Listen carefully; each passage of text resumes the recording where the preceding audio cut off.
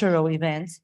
In the last few years, Burgas is aiming to fast-track the development of its technological and smart potential, and is working towards becoming a truly smart city, providing a wide range of services in all aspects of life of the city.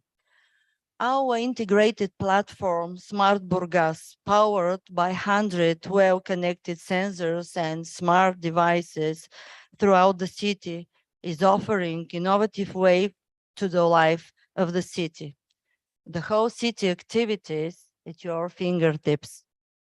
The COVID-19 pandemic has had a significant impact on society and on the local institution governing societies. Cities were key factors when it came to responding to the COVID-19 crisis, thanks to the creation of our own resources.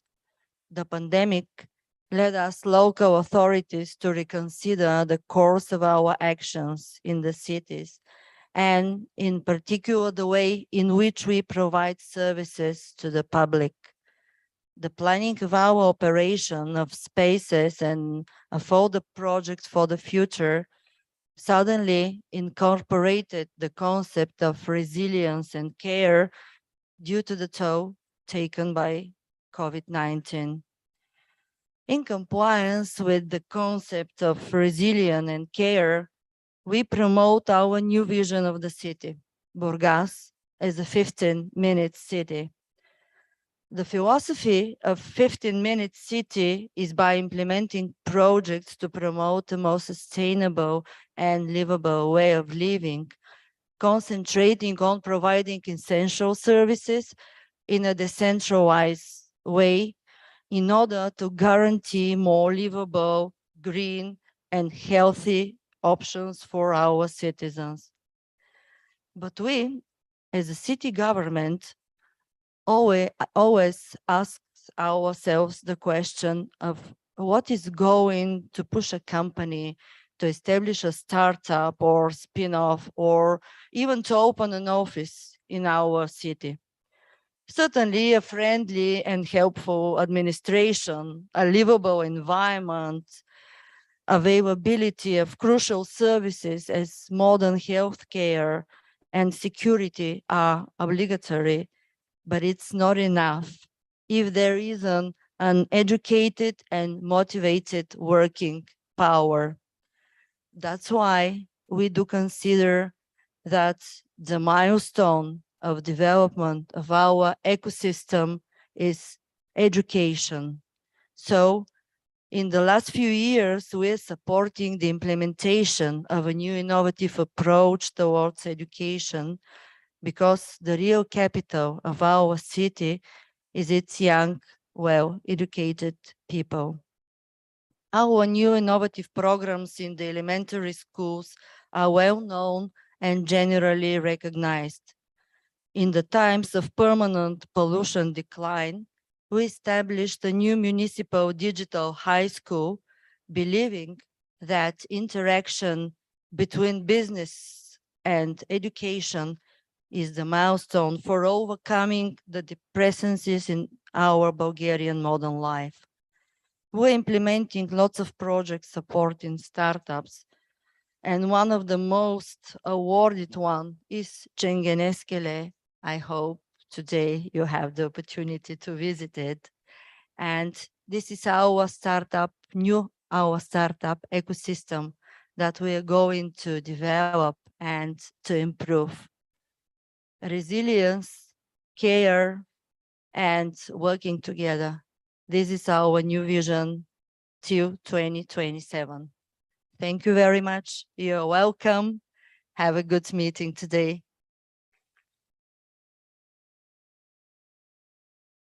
Thank you, Ms. Bautina. Quite inspirational for us, for sure. The region and the role of the region is quite crucial when it comes to creation of a spin-off culture. And I'm really happy to see when the local municipality, the local government actually is quite supportive. And yes, at the end of the day, there will be a great surprise for the people on site. We are going on a fantastic trip boat to Cengene-Skele, amazing place. So whenever from you who want to join us, please go to the reception and confirm your participation next to the network at Cengene-Skele place. So right now we are running with the next participant. This is Eva Marinova from the Bulgarian Small and Medium Enterprise Promotion Agency. I promise you that you will understand more how exactly the agency is supporting the creation of a spin-off, and of course some of the result of the National Innovation Fund, which I know from inside that most of you having interest or being part of the applicant. So I want to say hi to Eva Marinova. She's online, so colleague, can you please? Hello? Can you Hello? hear me well? We can hear you. We are just expecting the colleagues. We see the presentation and... So am I going to share my screen or? You can start. We see the presentation, and only if you want to change the screen, please change the next slide. So thank you. You can start with it, Eva. Okay, thank you very much. Good day, ladies and gentlemen. My name is Eva Marinova, and I'm part of the Bulgarian Small and Medium Enterprise Promotion Agency team. And as you heard from our executive director, Mr. Boyko Takov earlier, I'm going to introduce you to the National Innovation Fund and the session 13th, which is now.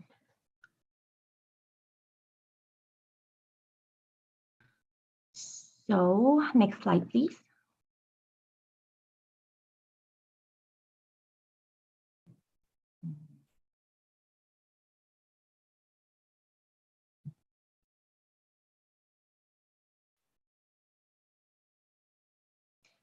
So how did it begin?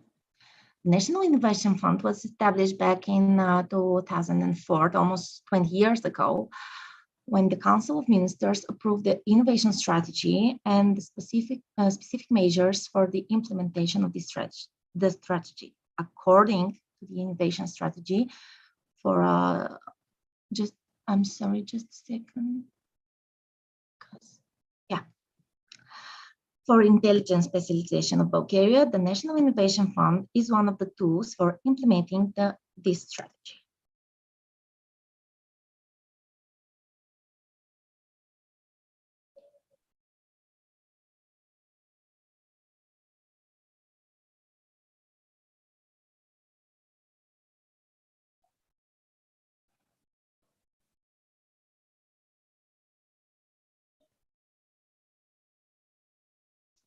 So,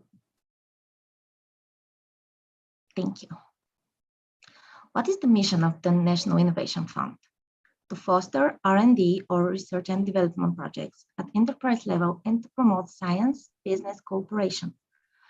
The direct objectives of the fund are four: increase production volumes, improve the quality of the products, services, or processes, to reduce the amount of the resources used, and to foster investments in efficient enterprises.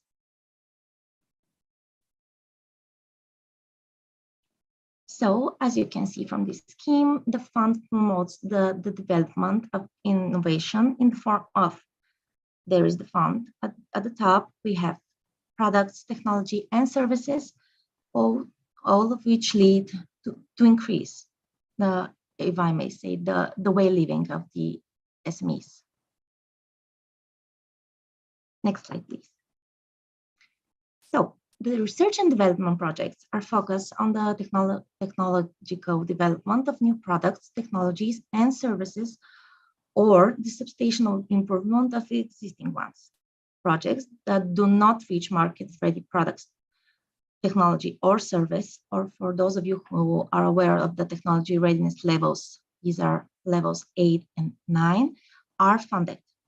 The activities or tasks in of the research projects fall into one of the following categories are funded. Can we see them, please?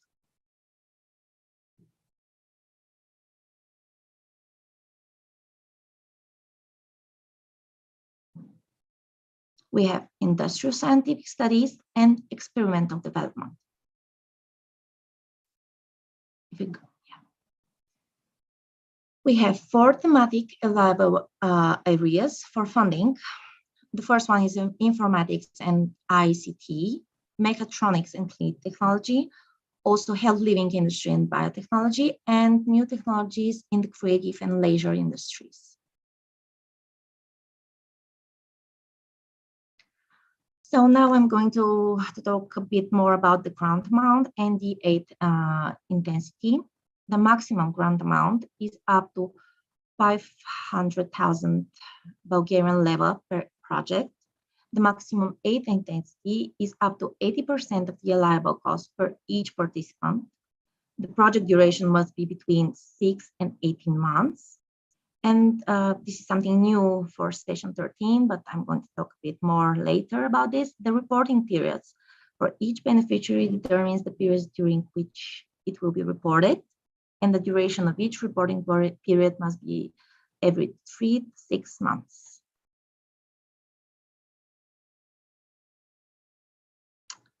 As you can see, we have slight difference between the aid intensity for micro, small, and medium enterprises and for large enterprises.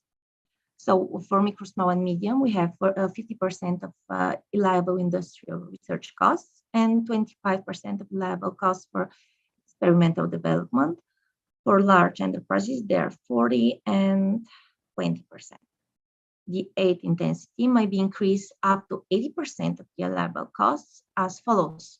We have up to 10% for medium enterprise, extra 20% for micro small enterprise, and up to 15% upon fulfillment of certain conditions. So which applicants or partners are eligible? The candidate for financing should be an enterprise, a trader registered in Bulgaria or within the meaning of legalization of a member state of the European Union. Partner should be a trader enterprise and or, because we can have more than one partner, organization for scientific research and dissemination of knowledge. The organization should have the status of a legal entity. For project with the participation of partners, the coordinator enterprise has the status of a candidate in the tender session, and it submits all of the tender documents throughout the National Investment Management System, which is called SUNI in Bulgarian. So the process is all online. About the amount of the utilized grant aid, a single candidate cannot absorb more than 750,000 Bulgarian leva grant amount for the last 4 sessions, which is session 12, 18, 10, and 9 of the National Innovation Fund. What is the formula for calculating this? We have the requested grant amount by the applicant or the partner for the current session, plus the final verified grant amount for each individual project of the same candidate or partner for the previous 4 sessions. This is very important to say that these restrictions does not apply to partners that have the status of scientific research and dissemination organization.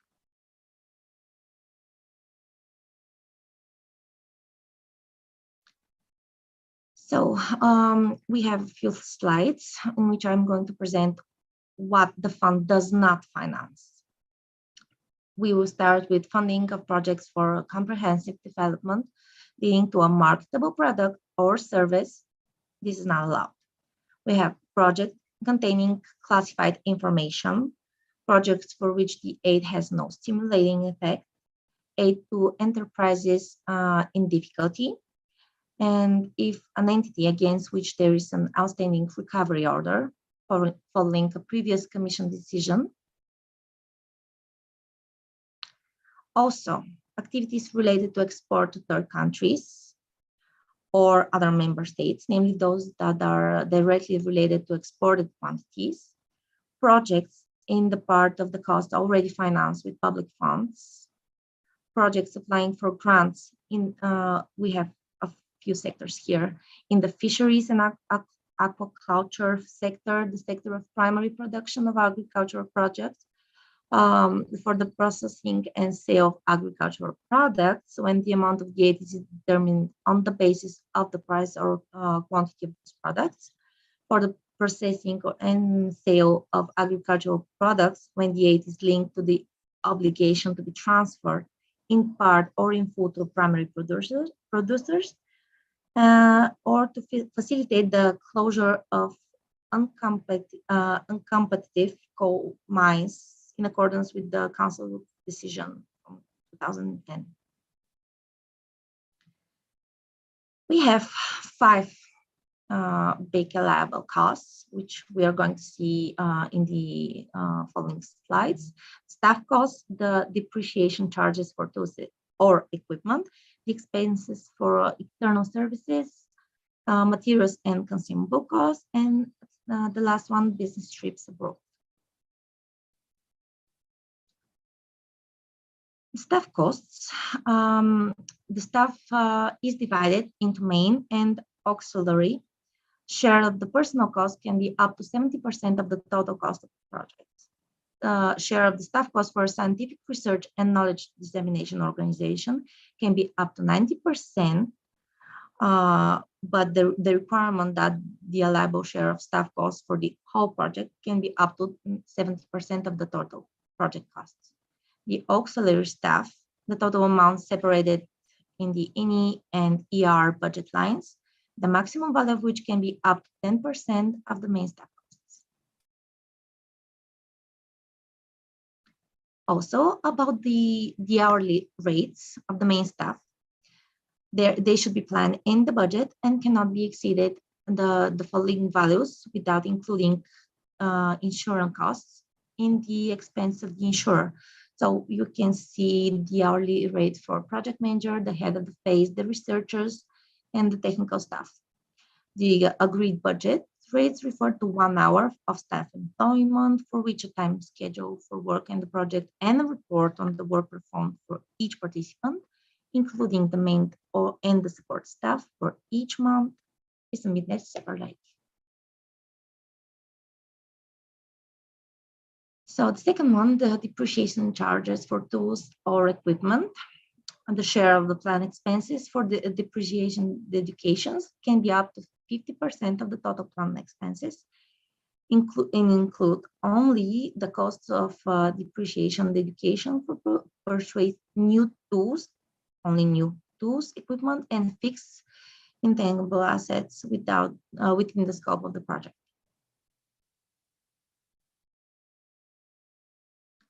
About the materials and the consumable costs, the only costs planned are for new and unused materials and consumables intended only for the implementation of the project and planned in the project budget. The costs for water, electricity, and heat as well. Eva, Yes. I need to stop you here. I'm sure that the information is quite a lot, but still a quite amazing discussion will coming up. So thank you a lot. Probably 1-2 sentences to make a conclusion over the National Innovation Fund and where people can probably read more. Thank you again. I'm sorry, but the time No is problem. running very fast and we Okay. have a quite intense program. Thank you. So No problem. 1-2 question for conclusion. Thank you. Okay, thank you.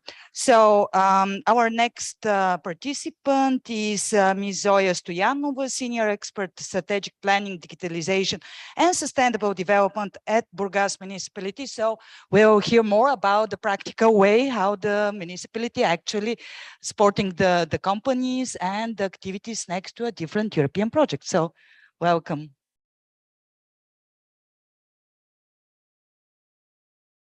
Hello, everyone, and welcome to the beautiful city of Burgas. It's my pleasure to join you at this exceptional meeting today, and I hope it will be one of many yet to come. because the municipality of Burgas is really posing a strategical focus on fostering innovation and entrepreneurship in the region. So we're planning some interesting events in the following years. So this is the beginning of a journey, which actually started some 2 years ago with the implementation of the Blue Act project, when Burgas municipality joined 6 European port cities to implement a successful model of PIREA, of Blue Growth Initiative, to stimulate the businesses, provide acceleration services to them, and thus foster innovation and job creation. We implemented this model successfully here with the Burgas Blues competition. We had a very strong interest from the local ecosystem. And the Burgas municipality actually decided to continue this tradition and to use this as a tool to explore and develop the potential for innovation in the region. What we wanted to do differently this time? We wanted to unite all the key stakeholders and to employ the quadruple helix ecosystem, so we can gain and benefit from more diverse and novel, fresh thinking that will provide new innovations, not only technology-based, but also knowledge-based innovations, which we think is actually most important now, because focusing solely on economic growth is no longer enough. In our current times of geopolitical turbulence and economic stresses, it is ever more important to respond to the climate pressures, and we need to start growing consciously. We need to develop sustainably, and we need to act and innovate reasonably and responsibly. So, you know, usually descriptive and disruptive times, they provide great opportunities to improve and to create new solutions. That's why we want to do and to improve and do better. Our most recent initiative is a newly launched EU-funded project that we're implementing with other 3 partners. So we have the Southeast Digital Innovation Hub of Burgas. We have our Georgian partner, which is the International Economic and Business Development Center. We have the Odessa State Agrarian University in Ukraine. So the idea behind this project is to actually develop an ecosystem that is supportive for SMEs, entrepreneurs, and freelancers. We want to provide mentorship facilities and capacity building activities so that one day we can co-create and support SMEs and create opportunities for commercialization and internationalization of their sustainable solutions. How we plan to do that, we actually have some very interesting project activities. First, we are going to identify our local needs and the potential of development. We will prepare actually a regional blue growth strategy with smart specialization local action plans. We believe that the smart specialization strategies, they're very essential in providing a clear, stable and predictable investment conditions when we can mobilize public and private research and knowledge and innovation investment. So we will do that. You can see the fields in which we will try to provide smart specialization of Burgas, aquaculture, maritime tourism, renewable energy, blue biotechnology, and maritime transport. Another interesting activity that is the core of our project is actually organizing the local Blue Innovation Hackathons. We will have one in each partnering city, one in Burgas, Odessa, and Batumi. We will hope to attract local, but also regional and at national level SMEs, because these will be our living labs when we will stimulate and foster co-creation, knowledge exchange, and capacity building activities. It is also a tool to navigate and cultivate innovation in our city so that we can build this entrepreneurship spirit of discovery. I already told you that we're planning to actually develop a Blue Innovation digital acceleration network and platform.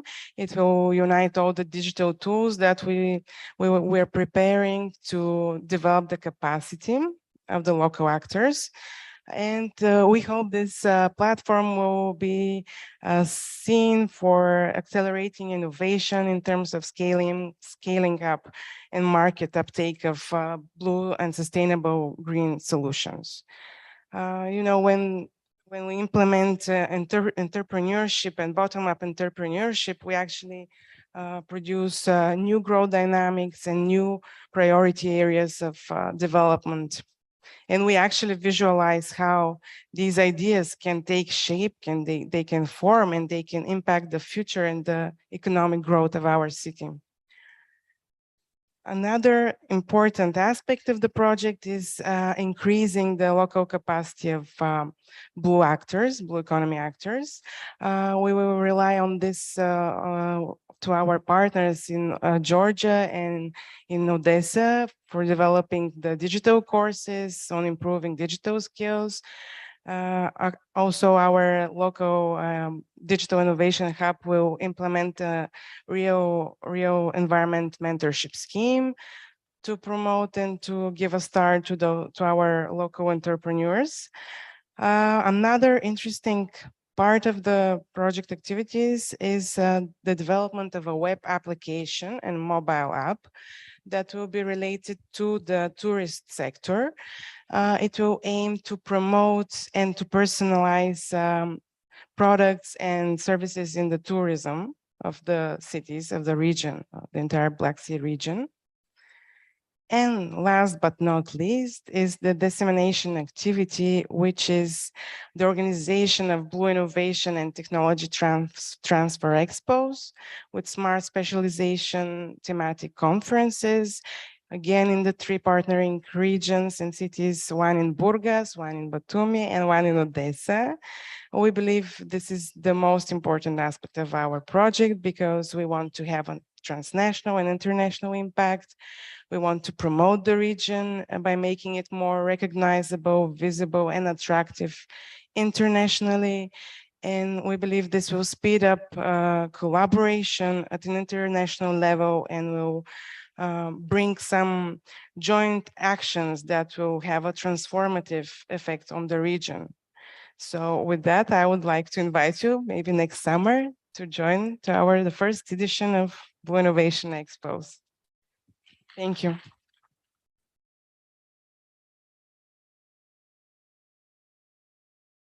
Don't worry. Thank you. Quite inspirational. A good know-how coming from the municipalities. I think that this panel become very positive. And I hope then on the next edition to hear more and more good examples coming from more and more regions and municipalities. And coming back to Sofia, even online, I want to say hi to Anna Georgieva, who is the Chief Expert Digitalization, Innovation and Investment Decorate at Innovative Sofia. So Anna, hi. Hello, everybody. I can hear you. Can you hear me? Great. Yes, just expecting the colleague to switch on the screen. I know that you have a quite exciting things to share with our audience. And of course, I'm eager to hear more about even the sandbox model, which we know from the European know-how that they are the instrument actually to promote and to stimulate more and more spin-off creation. So colleagues, can we vote on the screen? Anna?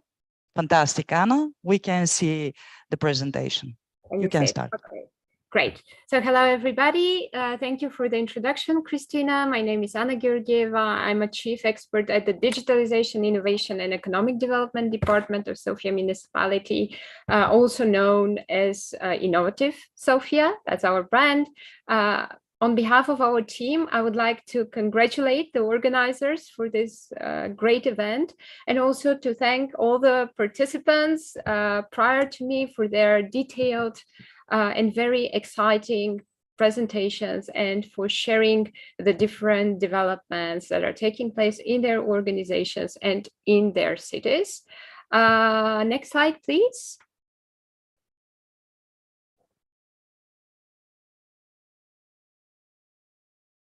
Next slide, please. Thank you. So the Digitalization, Innovation and Economic Development Department, or Innovative Sofia, I'm a part of, was established in 2020 to support Sofia's development as a smart, digital, innovative and tech city. And in this regards, we see a lot of synergies with many other cities in Bulgaria, including Burgas. So once again, congratulations to the host for the great things that are happening in Burgas. And it's very nice that more and more cities in Bulgaria are speaking with each other, exchanging good practices, not only within Bulgaria, but also with international partners and a wide range of stakeholders, which I'll cover just in a moment. Next slide, please. So as a department involved in digitalization, innovation, and economic development, of course, the implementation of smart city projects and solutions and facilitating the development of the local ecosystem, facilitating Sofia turning into a test ground for solutions developed locally and then scaled globally is a priority of ours, together with digital transformation of municipal services and, of course, development of different platforms to facilitate the improved quality of life and the optimization of services in all spheres of urban life. And, of course, working for a recognizable brand of Sofia and Bulgaria as a partner in co-innovation locally and globally, because there's so many things, so many great things happening in Bulgaria. Also, just like the colleagues for Bulgarian Investment Agency present, and there are lots of success stories worth sharing. Next slide, please. Previous slide. Yeah, just a short overview of Sofia for everyone. Sofia is the capital of Bulgaria, the biggest economic, socio-economic, cultural, education, and innovative hub in the country, with a population of 1.4 million officially, but unofficially closer to 2. Concentrating 40% of the GDP, 20% of the workforce, half of the foreign investments, almost half of the universities, and more students, currently around 40%, they're involved in STEM. Next slide, please. Last year, Sofia was ranked 19th in the International Tech City of the Future ranking by FDI Intelligence, ahead of such cities like, for example, Tallinn, Edinburgh, Copenhagen, which are recognized leaders in innovation and digitalization. And it's great to see that Sofia is rising in other rankings as well. Next slide, please. Also last year, Sofia ranked 2nd as the European Green Capital of Europe 2023 after Tallinn, which is again a proof of the city's efforts in its not only digital, but sustainable and green transformation. Next slide, please. Furthermore, this year, Sofia became one of the 100 cities from the European Union selected to become climate neutral and smart by 2030. And there is one more city from Bulgaria, Gabrovo, which was also selected. So by 2030, there will be lots of interesting developments and opportunities for developing even bigger projects to further facilitate the local ecosystem. And we'll be very glad to share further information about this project as well. Also in 2020, Sofia became one of the 4 pilot cities in the EU, together with Brussels, Tirana, and Dublin, to pilot the first ever digital rights frameworks in the Union. Next slide, please. The digital transformation strategy for Sofia is the key strategic document of Sofia municipality, which outlines the priorities and the key projects that are to be developed in Sofia in the coming years. And this strategy was developed together with a local ecosystem, over 100 representatives from associations, academia, business, clusters, in order to support and really present a long-term vision for the city together with all the citizens. Next slide, please.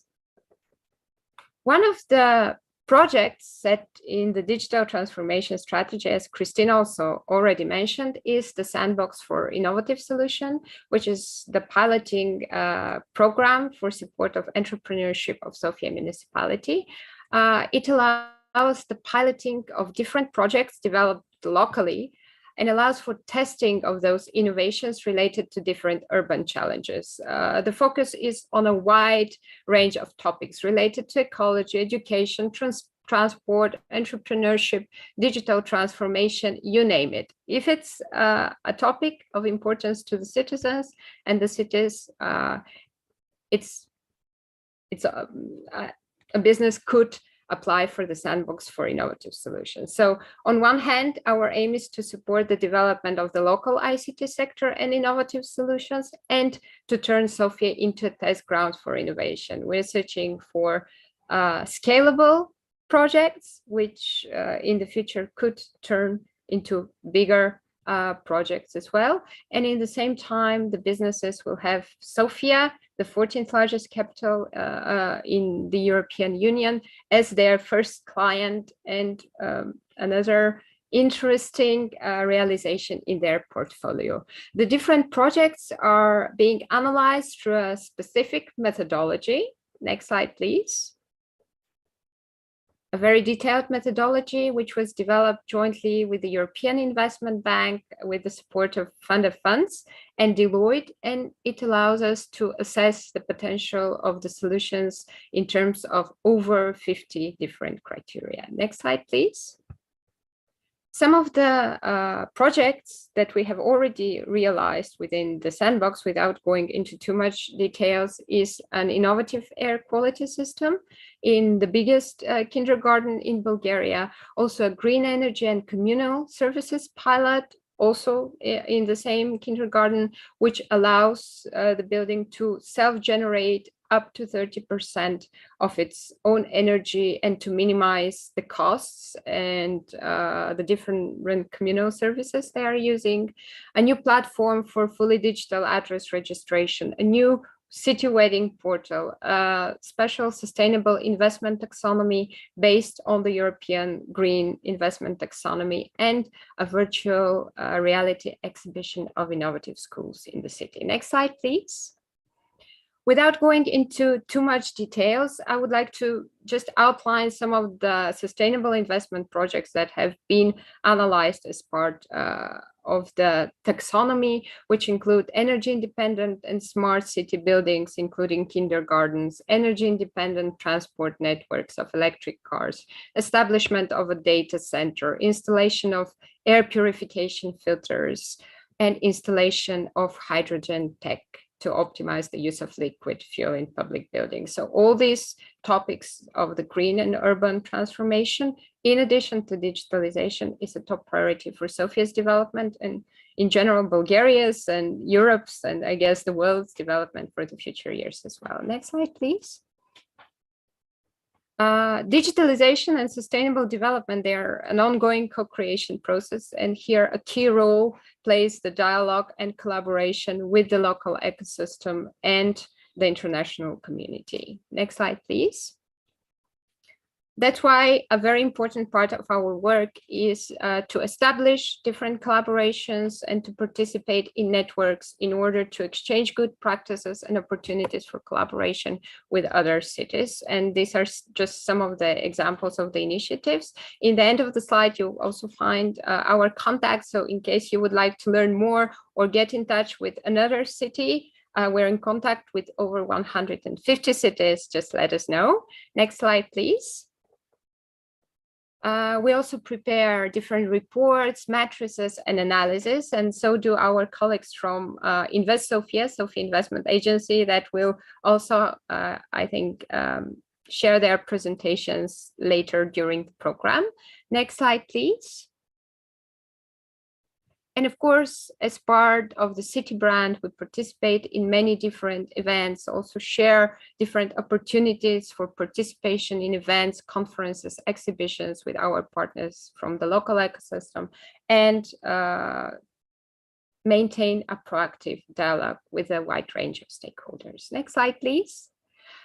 Here you can find a brief overview of the Sandbox for Innovative Solutions, which is also a guideline for application. The program is open the whole year, so there are no specific deadlines for application. There you also find information about the methodology that we use, the different requirements, as well as information about the international projects and collaboration we are participating in. Next slide, please. So we'll be very glad if we keep in touch. Here are just some of the points of synergy that we can come up with. Let's talk about collaborations. Let's talk about innovation and act on innovation. Let's discuss pilot projects. And yeah, I think that on this note, I would like to finish my presentation. Next slide, please. Yeah. The last one, please. I'll also share my contacts with Christina so that she can share it with you later. Thank you very much for your attention. Thank you, Anna.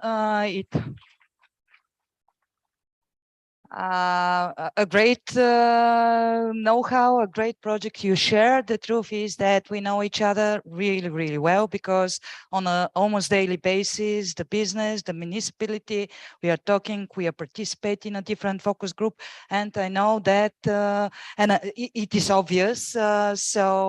Yeah, thank you again for the support. And from my experience, I know that it's quite easy people to get in touch with you. So yeah, I encourage everybody to take a trial with those sandboxes, because they are really one of the greatest know-how coming from abroad. So thank you, Anya, again.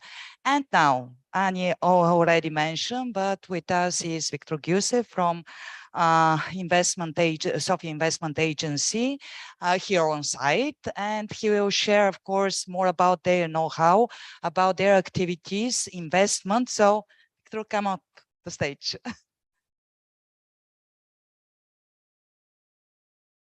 And I have several questions for you because you're here. Yeah, works. So may I also invite you to do some like a conversation or something to open let's say the panels here with these chairs, not to be here unoccupied. First of all, thank you very much for you having me here, and also for the guests in the hall. Thanks for the invitation. Thanks to the AI cluster. Thanks to you, the Health and Life Science cluster, and as you mentioned, and I also would like to mention in front of the audience, my name is Victor Gusev, and I'm the head of investments in Invest Sofia. This is the Sofia Investment Agency, the brand name, and we are responsible for the investments in the territory of municipality of Sofia. What means responsible? All kind of investments in cooperation with the Bulgarian Investment Agency and the colleagues here, all kind of investments and potential investments, companies, startups, entrepreneurs, big companies, corporates, and so on and so far, at some point are coming to our agency asking for some help, support, and assistance. Our agency is trying to be the bridge between the real business and the administration, all kind of administration on a national level, also municipalities, different ones, and ministers, and so on and so far.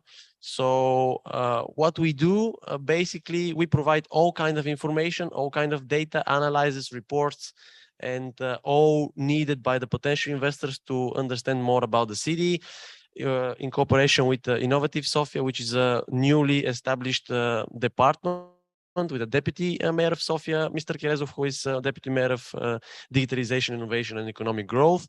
We work together in order to present Sofia as a better city to the investors, to make it more competitive, more advanced, and more, let's say, innovative.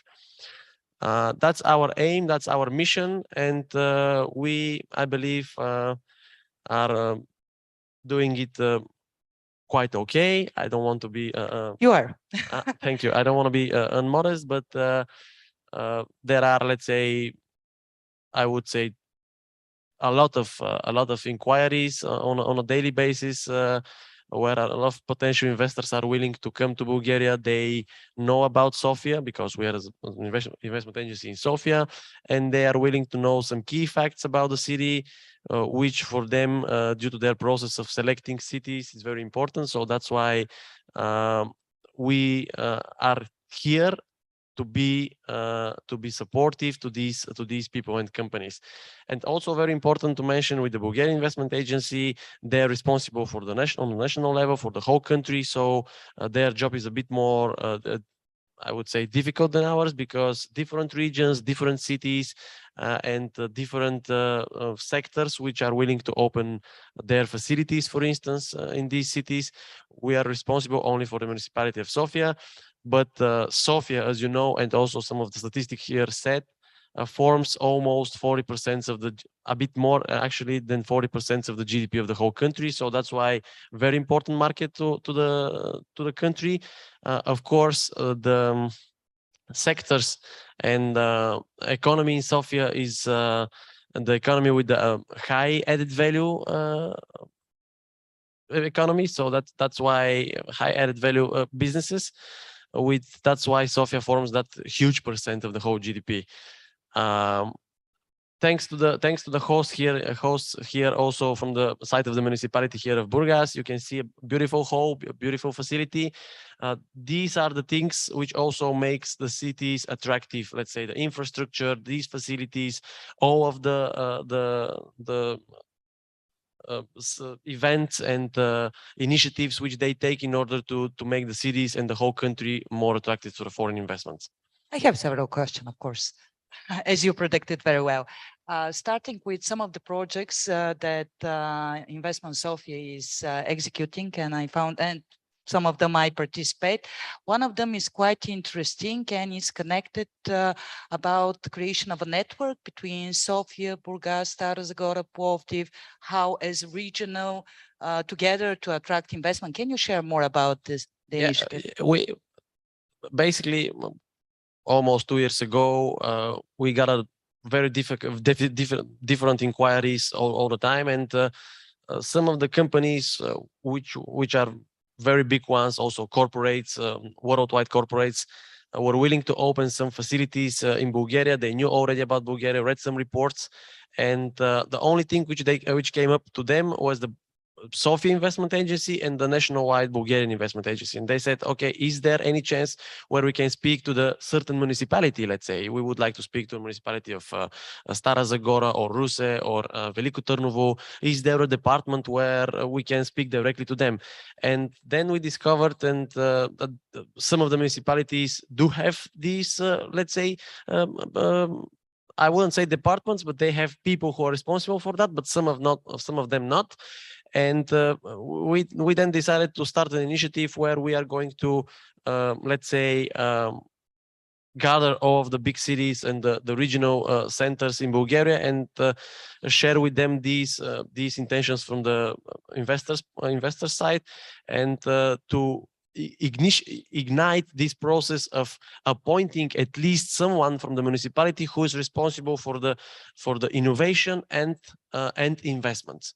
Because different municipalities, there are small ones, bigger ones, but some of them had, some of them no, and we said, look, it's much better to attract these investors to come to Bulgaria. It doesn't matter which city. Okay, it's not Sofia. We're responsible for Sofia as a Sofia Investment Agency, but it could go to Stara Zagora or Burgas or I don't know, or whatever they like in order of their personal needs, but not to go to in the region, let's say Romania, or I don't know, some of them are goes to Macedonia. So we are competing between each other with other countries, of course. All of the countries here on the Balkans are with similar statistics.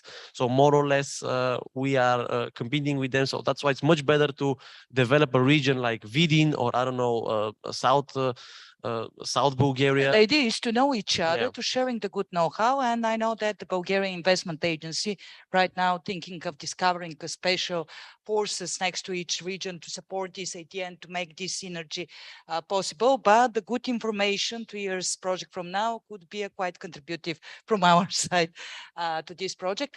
Also, one of the things that I can't stop myself to asking you, people that know me are sure that I'm quite passionate about the female entrepreneurship.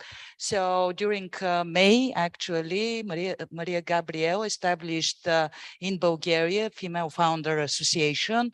I know that Maria Christova, who is the director of the investment agency, is joining. The city of Sofia, it's also with several other mayors across Europe. Can you share more?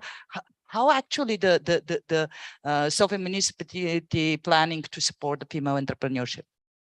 Yeah, actually, thanks for the question. Actually, that's very important because the statistics in the European Union says that the women founders are very low percentage comparison to the men founders. So that's why it's very important to encourage the women to, start startups and start their businesses, establish companies and so on and so far. Actually, it was women founders and funders, because there are also some women who would like to fund different projects and initiatives. What we do, support them, and on one of our initiative was based on that, was a small startup found by women, which is very interesting platform for calculating the electricity bills. And we believed in that project, and as the previous speakers said, we gave them a field in order to prove their project works. We became their clients, more or less, and the municipality of Sofia have, let's say, gave them the opportunity to show how their platform works by providing some of the municipal owned hospitals and kindergartens in order to save some amount of money from the electricity bills, because their platform was very innovative, in my opinion, and with their calculations and also with some technologies and some software, they are able to save up to, I don't know, up to maybe 20% of the electricity bills, which is very important now during the war in Ukraine. You know, the electricity, the gas prices are up to the sky. Everything is so expensive. So that's why when the municipality pays a certain amount of money for the electricity bill, it's also very important to make it, of course, smaller, to save some money and for the taxpayers. So that's why one of our very small things which we do actually on the field is to they presented this idea to us, to the mayor of Sofia. She was there actually, and she said, okay, great, let's implement it straight away from tomorrow in this and this kindergarten and hospitals in order to see whether it works. If it works, and if it works properly, we'll just do it whatever we can in the municipality of Sofia, because that save us money and also save us money to the taxpayers, and these money are spared for something else. Last question very briefly, because the timing again is running very fast, but I know that Sofia having accelerator program with a small amount of fund. Can you please share some results or where people can read more and to take advantage on it? Because I know the program is right now it's running to gathering more applicants. Yeah, the accelerator program was unfortunately due to COVID-19 pandemic was temporarily stopped. From this year, we have renewed it for this year. The applicants sent already their projects and competing with other ones. So yeah, the amount of money is not that big. We admit that, we know that, and absolutely sure we are doing it with the municipal fund, municipal privatization fund, and also for the economics. But the point here is that with this small amount of money, these startups and these companies are, helping themselves, and that's the very initial kick, very small one, in order to move forward. Of course, the information about this accelerator program is quite big. I will just ask the audience here and also online if they require more information to send. I will send all the papers to them and also the due dates. But more important in this thing is that if a certain idea, if a certain startup, if a certain small company or a brilliant idea is applicable to some of the structures of the municipality of Sofia, doesn't matter which one, we can assist to implement this idea to these structures in order to see whether it works, which means that's a direct client to these startups, which is very important because now they are just in the face of, rising. Yeah, it's a good sport. Yeah. Okay, thank you, Victor. Always a pleasure. Big applause. And yeah, we'll work a lot and see you much more. Okay, right now I want to invite Kaoyan on the stage to taking the floor and Myros for the next panel. Thank you very much, Christina. We've heard now a lot about municipality and the governmental perspective, very generalistic view on the topic of spin-offs. But now we want to go a little bit more in the topic of spin-offs and technology transfer, also from the university perspective. And we would like to start with some international examples. Here we have the example of Austria, Spinoff Austria, which is a partner of us and were dealt as an inspiration also a little bit for our initiative. So we have Dennis Weiss online.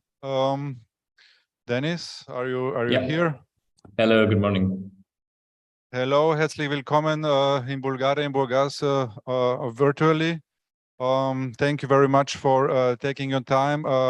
As I mentioned, I'm also myself based in Austria, and I follow the like your initiative, and it would be very nice to learn more how you started, why you started it, what the learnings are. So thank you once again for giving us some insights from the international perspective, and the floor is yours. Yeah, hello everybody. First of all, thank you very much for inviting us to the first Spinoff Bulgaria conference. It's a great pleasure to be here and to tell you a bit more about the Spinoff Austria initiative. So let me start by introducing our committee members and some of the organizational team. If you would go to the next slide, please. Yeah, and then just make it that it shows all of this slide. I made some things. Now we skipped one, I think. So I'll just do it like this. So yeah, there we go. There it is. So our committee members consist out of Ludovic Garsig, Managing Director of the Austrian Council for Research and Technology Development and member of the European Space Agency and delegate to different boards. One of the main initiatives, Herbert Gardner, also a serial entrepreneur with companies like MEMS and Sensor Dynamics under his belt, and also venture capitalist with EQ Venture.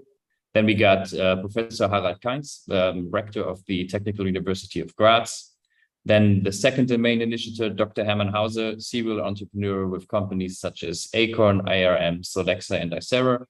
Venture capitalist with Amadeus Capital in the UK and Hermann Hauser Investment Management, Hermann Hauser Investment GmbH here in Innsbruck, where I work.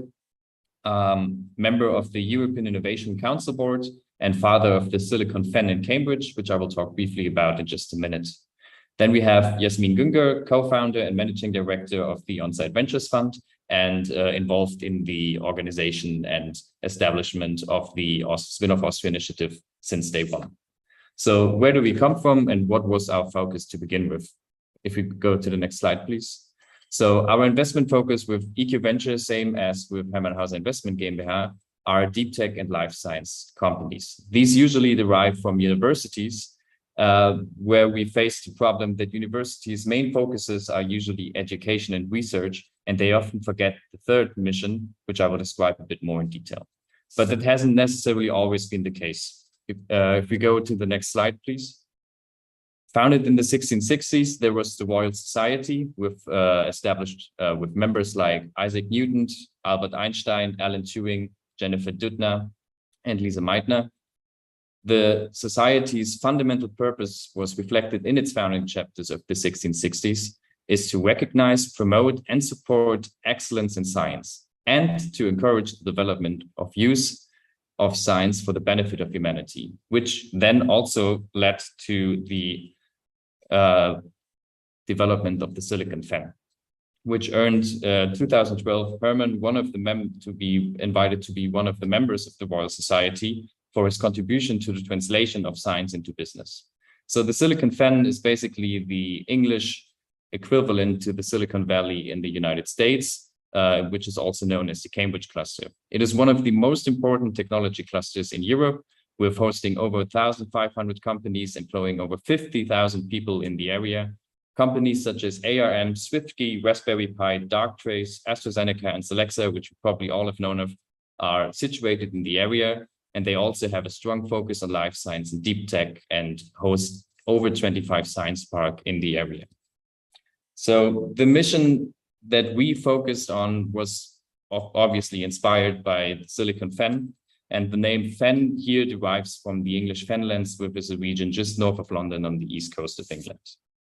So if you could go to the next slide, please. So we took this over 300-year-old mission and tried to revive these efforts in Austria and formulated our own mission accordingly. So the Austrian Spinoff Initiative's mission is to raise the awareness in Austria that entrepreneurship must be a third mission for Austrian universities and alongside teaching and research. Our vision for 2030 is that Austria shall have a flourishing spin-off ecosystem with a significant number of additional 1,000 new high-tech and startup companies. So far, since 2018 until the end of 2021, we established 44 spin-offs and 102 academic startups, with the numbers still rising. So why is it so necessary? Because the knowledge, the technology, and the products like drugs and vaccines, as just shown in recent years, have to be made accessible to the general public in order to create the impact within our societies that was intended when the researchers formulated their research goals and even when they decided upon a career within the sciences. A scientific work and the pursuit of entrepreneurial achievements are not mutually exclusive and should be shown as two sides of the same medallion during the long and sometimes strenuous education of our top scientists and engineers. So in order to achieve these goals, we must grasp the idea that this is a team sport, which I will show on the next slide. And the players are as follows. We have obviously the entrepreneurs with the ideas. We got universities and research institutes with their staff, professors, postdocs, research groups, facilities, laboratories, and accelerators and incubators. But we also need to incorporate government by creating clear IP rules, providing grants and safety nets for entrepreneurs so that the hurdles to actually start a business become smaller. Then we also have to take into consideration business angels, VCs, and corporates, who should not just provide capital, but network, experience, and an open door policy to discuss problems and spitball new ideas and approaches. And last but not least, we got lawyers, accountants, and mentors, families, and friends with experience in founding and funding and growing a company, as well as general support on a personal level. So the next step for us and in general is that one of Herman's favorite sayings, if you go to the next slide, please, that Europe doesn't necessarily have a startup problem, but it has a scale-up problem. So scaling up does not just mean scaling up the company itself, but also the network which supports them. So one of the members of the initiative is the ICT Hermannhauser, which is the Institute for Entrepreneurship of Cambridge and Tyrol, where we, for example, host the summer school and the LGB Innovators Road, where we try to get international mentors together with startups and entrepreneurs in order to formulate business plans, establish connection, refining go-to-market strategies, etc. Then Jasmine, who I mentioned before, together with Klaus Grössinger and Christian Zernich, founded the venture capital fund On-Site Ventures, with the contribution of the Standortagentur Tirol, which is our regional business development agency, and one of the major local banks, the Bank for Tirol and Vorarlberg, for example, and the On-Site Ventures Fund has advisors such as Hermannhauser himself, as well as Christoph Huber, one of the founders of BioNTech, which brought us the mRNA COVID vaccines in collaboration with Pfizer. So we want to also have with On-Site Ventures a deep tech and life science focus here in Tyrol and also in the DACH region. And in the end, you are already taking the next step by scaling up the European effort to support founders and establishing a strong, resilient network of expert institutions, not just on a regional, local, national level, but actually to going up to the European level. As the challenges we are facing today cannot be solved in regions, locals, neither in business nor in environmental aspects. So we need to work together on a global scale. So that's also why, if you go to the last slide, please. Our next initiative, our next conference will take place on November 23rd here in Innsbruck, here in Vienna, in a hybrid format, but you can we would be happy to invite you to the online format, where we will focus this year's efforts on the European tech sovereignty and the green transition in Europe as such. So thank you so much for having me, and congratulations in organizing this event with such a broad and excellent spectrum of speakers and topics. Yeah, we're happy to see it, and we're happy to be involved in the future and to work together more. Thank you very much. Yeah, thanks a lot for that overview. It seems that it needs like a network and a big team, but also like the role and the part in Austria, it needs also single people who take initiative and start to connect the ecosystem, to make people aware, university make aware. So 1,000 spin-offs in Austria is a quite challenging vision.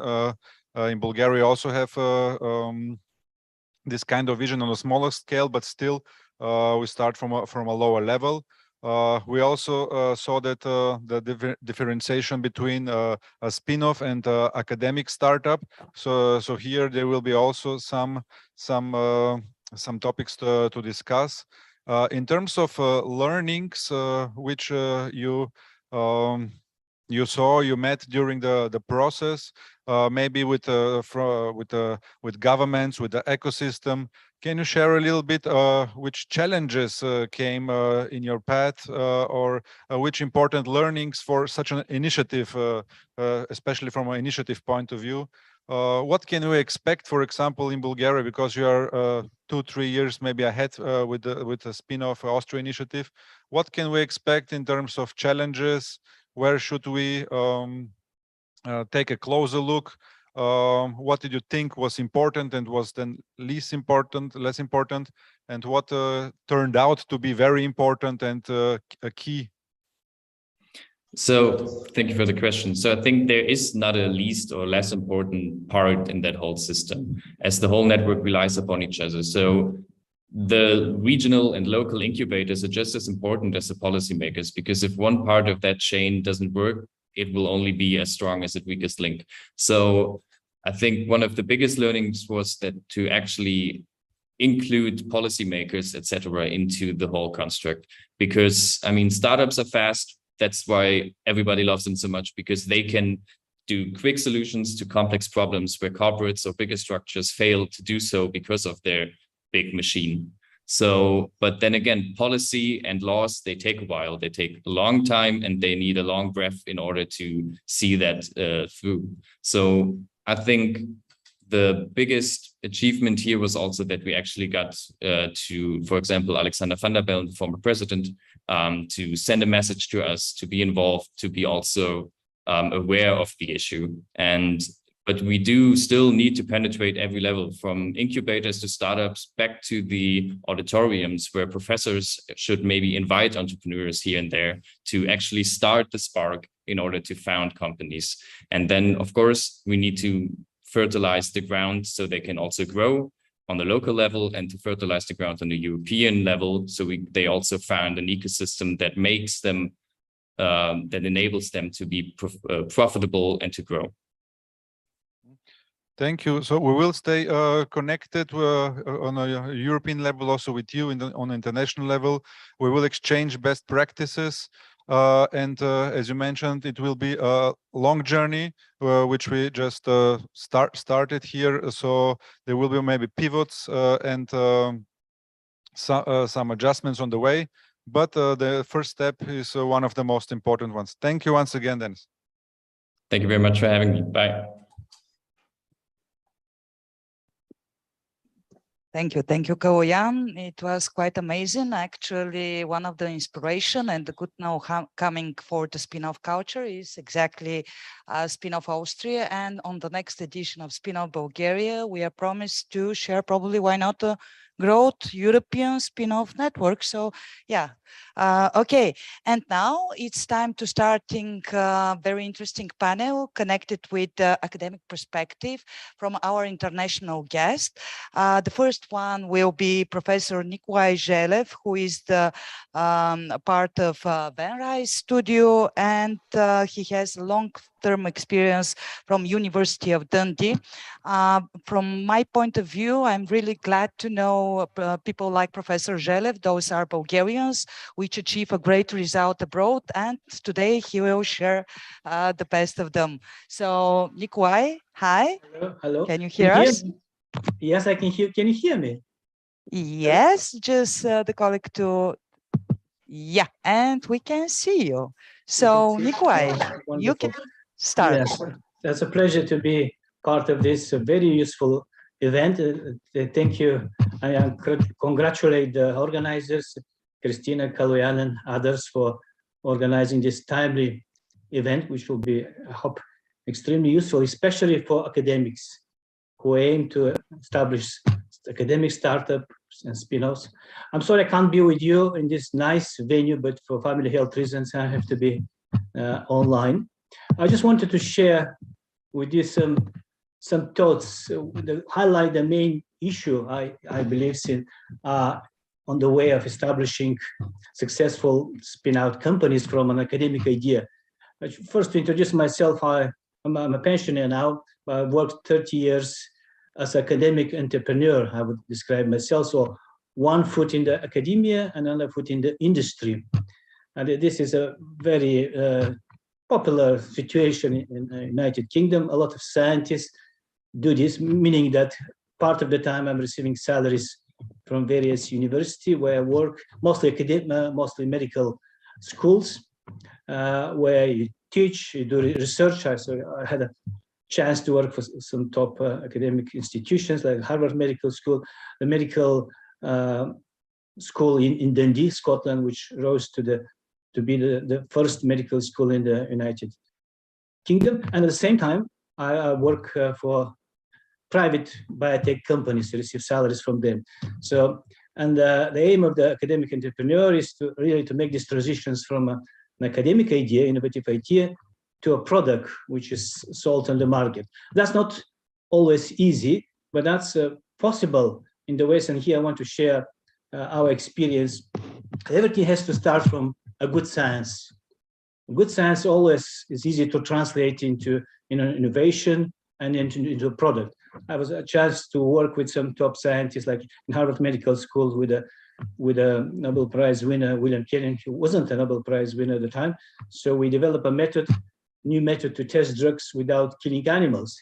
This method then became a technology which is easy to translate into a product, which was used by many academic, many industrial and biopharmaceutical companies. Later in Dundee Medical School, worked with the winner of a small Nobel Prize, or it's called the Paul Ehrlich Prize, Sir David Lane. He had some ideas of new compounds with potential therapeutical action. So we took these compounds and translated them, took them all the way from an idea, from an academic idea, to drugs, which are now used in clinical settings. And I also had experience with developing bioinstrumentation. Again, some scientists in Scotland, but also in Varna Technical University, they're working on light scattering and how light scattering can be used to measure interaction between molecules. So we thought, why don't we set up a company, develop an instrument which can be sold to biopharmaceutical companies and to the institutes. And for a period of 1 year, this whole idea was translated into a product which was commercialized, and we made some profits. So what I can share from all this experience, and after that I've retired and continued working as on a contract for medical university in Dundee, and also in Bulgaria. When I moved here, I worked mostly with the medical universities. Medical University in Plovdiv was a great potential in that area, and as Kaloyan mentioned, we established a venture studio, Venrise, which is helping scientists with innovative ideas to translate them into innovations and commercialize them, which is the critical and key step. And while in Scotland, like universities like the University of Dundee, they have on average 8 academic startups every year. Many of them are successful, become successful companies. Not all of them survive. In businesses like that, unlike university companies, not always survive. Only the best, the most competitive companies will survive in this environment. But unfortunately, in Bulgaria, we hardly see any examples in that area. I had a chance to work for the first private biotech companies in Bulgaria as a consultant, and I have to say that experience here is totally different. What is I want to highlight, I think, what are the main issues, and hopefully other presenters will elaborate on that. In particular, we're interested to hear the experience of Bulgarian colleagues, what kind of difficulties they see and why they cannot translate their innovative research ideas into businesses. But as I said, the main thing is to start with a good academic idea. I mean, scientists now under great pressure to publish. So not all publications are really reproducible and are suitable to be translated into ideas. So first thing is to work with really good ideas. But that's not enough, because scientists themselves, they don't have experience in making this transition. So somebody has to take their hands and literally take them by hand through this uncharted for them area of translating a research into a startup company, etc. And the West, as the colleague in Austria mentioned, they have first the university have big research innovations departments. And then the university has a team of 15 people who would really help the scientists to make this journey, help him with intellectual property, help him to establish the company. Then they have the system of incubators, government-sponsored incubators, which are labs already fitted, all necessary equipment funded by the government, where the scientists will move out when they leave university and will help them to further develop their ideas. These incubators exist in Bulgaria, but they do not function as efficiently as in the West, and we have to see what the issues are here. There are a lot of legislation issues, just simply the laws are not there to help the scientists to make this journey. So I hope in the subsequent discussions and presentations from scientists and the industry can highlight issues and come up with some recommendations for the government and for academia, how we can make this process more effective. So I'm here as a pensioner, be happy to get involved with all universities, already involved with some or institutions which work in this area, and share our experience predominantly in Scotland about how we do it there and where we're successful and where the key issues are. So that's basically my sort of ideas, and I hope to hear more from the other panelists and the people who present their stories, and comment on that and come up with some successful, useful suggestions. Thank you for your attention, and thank you for making me part of that event. Thank you, Professor Zhelev. Thank you, Professor Zhelev. We hope together with your support in Venrise, we can help the process of technology transfer from university, and also support scientists to successfully bring their idea, bring their spin-off to market.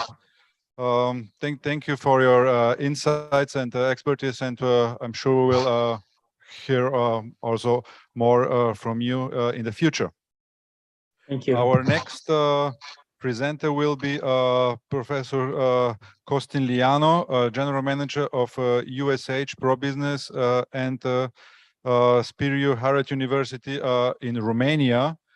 So he will present us part of his work and also how the Romanian market, the Romania academic ecosystem and spin-off ecosystem works. And yes, Costin, are you here? Nice to see you. I'm here. You are hearing me?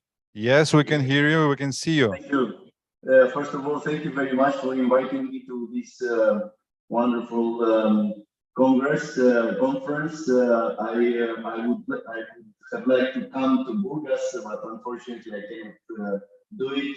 I will be next week in Sofia in Erasmus Plus project with academics from Bulgaria. So I will share my screen if it's possible. Should be. If you see my screen right now. Yes.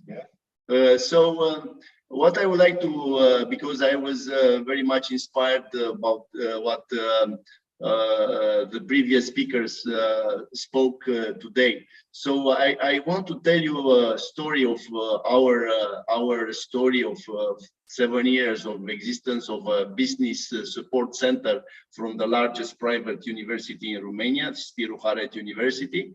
So, I want to, from the beginning, to explain you something which I believe it's debatable. So when we speak about academic spin-offs, we do not speak about spin-offs, financial spin-offs, normally organizations, business organizations are doing. So we speak about a certain type, an atypical type of spin-offs. Secondly, when we speak about spin-offs, we speak about two types at least of spin-offs. We speak about technological spin-offs, and we see some of the most important universities, the largest and very much research-oriented universities developing very important spin-offs, which will born global spin-offs.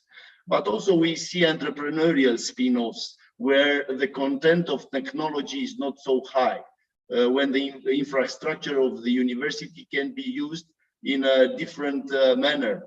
When you speak about startups, when you speak about knowledge of developing a business, when you give insights about new markets and things like that.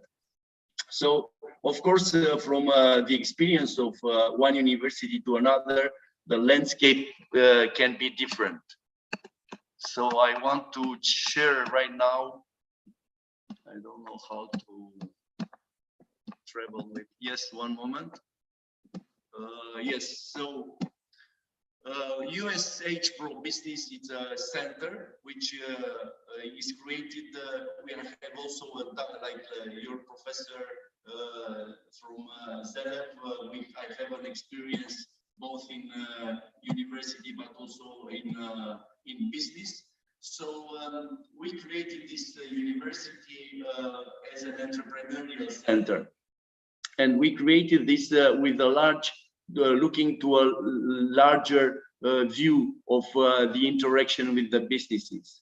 So we didn't think at the beginning of developing a spin-off or to make as a mission to be a spin-off center. We rather said we want to develop the interaction with the businesses. We want to bring university closer to the businesses.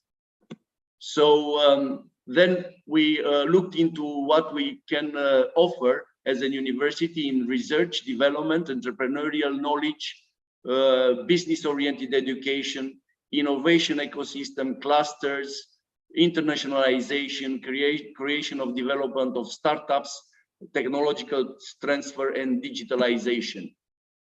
So some of our activities were concentrated on these areas. We developed startups, we developed clusters where the university it's very much inside the cluster as a partner of the cluster. So we developed partnerships with the associations. So also we created, university became also partner of some important association in some areas. And you see here some of the clusters we are members.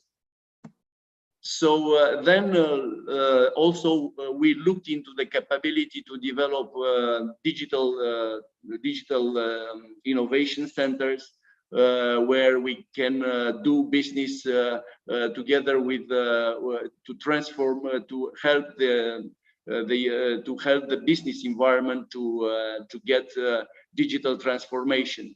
So These are some of our achievements. We are working in at least 5 locations in all over Romania, because we have campuses in all the locations. So some of our international activities are very much connected with the businesses, and also we develop digital transformation hubs. So if you can see here from our experience, from starting with 2015, we developed these clusters because it helped us to introduce, to make a right interaction with the businesses. So in different areas, and then we developed different objectives like the ones I presented. I will stop here with my presentation. So I showed to you in a glance how we see spin-offs. Essentially, my conclusion, and of course it's debatable, so we created an entrepreneurial environment where technological spin-off and entrepreneurial spin-off can be developed. We have some achievements. We have companies already on the verge to come to the market, but what we do not have is the experience of transforming innovation to transforming invention to innovation with the intellectual property rights. We prefer to have more in terms of royalties than to have this kind of intellectual property rights, which belongs shared between the companies and the university. This is something which is not very much in our culture yet, but we are on the tracks. Thank you very much. Thank you. Also from our side, you're absolutely right on the topic of intellectual property and technology transfer. It's a key aspect of the whole process, and we will address it also at this conference. Thank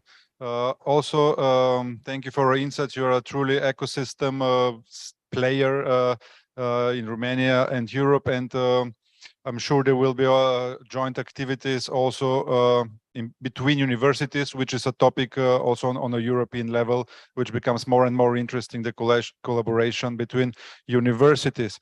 Thank you once again. Christina. Yeah, thank you. And I'm sure that this is only a fresh start of a long-term sustainable partnership. So we are keeping in touch. Thank you again. And now, as I mentioned, you as a cluster, as ecosystem, the key of our success is hidden, of course, in our brilliant diaspora. Several years ago, I met a very young, brilliant student, Bulgaria one in USA, who was studying biotechnology. And now today, he actually developed a quite successful career and put us in a contact with Professor Antonio Giordano, who is the MD, PhD, and president of SHRO, a quite interesting R&D organization with very interesting possibilities for US market. But of course, I'm sure that Professor Giordano will share with us more. So, hi, Antonio, how are you? We can hear you in some the technical. Can you please say something? Do you hear me? How are you? Yes. Ciao. Ciao, ciao. Great to see you.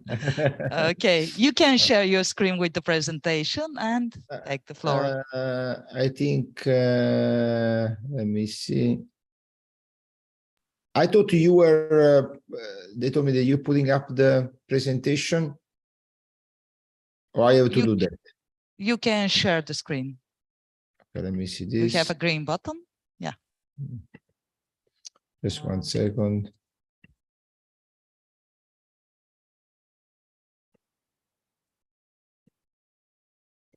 Okay. Let me see. Do you see me? Still not.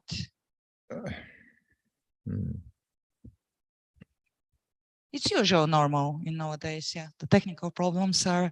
Without them, it's probably we're missing something. I think it should be. Yes. Now, yes. Right? Loading. That's perfect. Okay. Right. Okay. So thank you very much for the invitation and for this very interesting panel and meeting. I am the president and the founder of the Sbarro Health Research Organization. The Sbarro Health Research Organization is a non-for-profit oncology genetic research charity. I don't know if you see this. You say the second slide, right? Hello? Yes. Do you see the second slide or no? I'm sorry. Yes, we see the second slide. Okay. You can continue. So, and the research areas, our main research areas is oncology, but we have many projects also in cardiovascular diseases, diabetes, and other dreadful disease. Okay, so we foster mostly training for young doctors in the spirit of professionalism and humanism.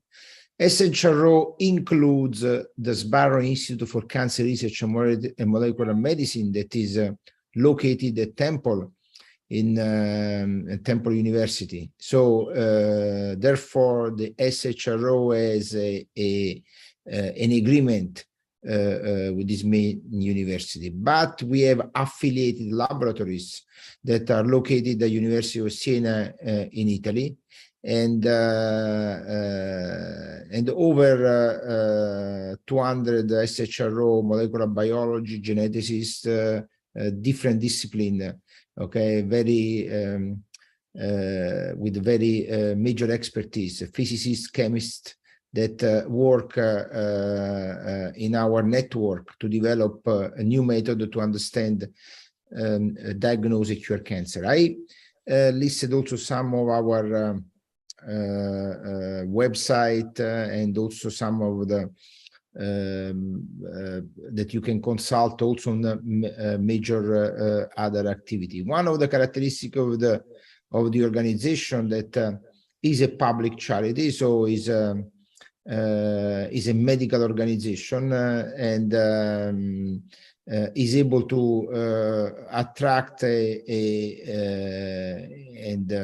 benefit also of federal and US federal and Commonwealth funding, in addition to, of course, to private funding. The research pipeline, our research pipeline is with diagnostic and therapeutics. There are three major categories. Our research, our research also was really seminal and instrumental in the last 30 years in the field of cell cycle cancer. Because of our main work, okay, there are several molecules, okay, that based on our discovery that in the past became drugs, so for instance, breast cancer and prostate cancer. And we have also now a new generation of small molecules in the field of cell cycle, cell division cycle in cancer, where our interest is also in the molecular mechanism of disease, and in developing also help in developing directly and indirectly also medical devices. There are over 20 patents that have been awarded to us. We develop and then additional patents that are filed in different area. As I said, our goal is cure oncological disease, and by cure oncological disease, not only developing whatever is the drug, but also to try to understand the molecular medicine that is the base of what is so-called the personalized medicine. But we try to understand really the details, okay, of how a potential drug can interfere, can pinpoint a particular damage in into the cell. There are new biomedical technology and drug candidate in different tumor like lung, ovarian, endometrial, mesothelioma, breast, brain tumor, and lymphomas in which we are involved. The commercialization model in the is the create a spin-off company on technology by case basis, venture build, donations, and SHRO collaborates with the public and private partners in US, Israel, Italy,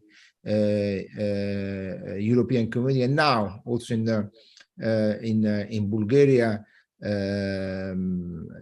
where we really hope with all our collaborators to expand our pipeline and reach the IP patent ownership agreements, procure funding, mostly private, because I really believe a lot in our potentiality, okay, to develop powerful product and provide consulting. SHRO adheres to all the ICH good clinical practice requirement and facilitate international IP and tech transfer. So thank you very much for again for the invitation and that for giving the opportunity to present our program in this high qualified international scientific scenario. Thank you, Antonio. We already started to work together to collaborate, so we count on you to continue with the great relationship. Thank you for sharing this fantastic know-how, sharing about the networks and possibilities, and I'm sure more and more partners you will find in Bulgarian ecosystem phase. So thank you again. I'm sorry, just I skipped the most important slides, okay? That is the last slides, in which very instrumental in building whatever is the commercialization, the consulting, and also in developing our non-for-profit organization is Dr. Andrei Ganev and Dirk Simpson, that is our really business and legal consulting for the SHRO. So I want to thank really my two top collaborators. Thank you. Thank you again. Big applause for you. Thanks from my side. Yes, we see people are the most important factor in the spin-off process. And as we already heard from our Romanian friends, but also now from Italy, that topics like intellectual property are very important and key. So our next speaker will be Dr. Tanja Sovic. She is head of patent and license management of the Technical University of Vienna. And we are very honored that she will share with us some more insights about academics perspective from international universities. Do we have Dr. Sovic live or via the pre-recorded video? I'm live, but I would prefer pre-recorded video because I'm at the airport, so it's loud. So it would be. I'm here for the questions. Thank you for participating. So yes, we know you are between two flights, and that's why I mentioned it's a huge honor. Actually, it would be great if we see the people behind it. So, but now we can leave the university. So the stage is yours. Thank you once again from my side. Please.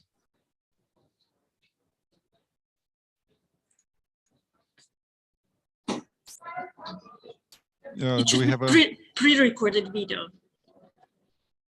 Can you play the?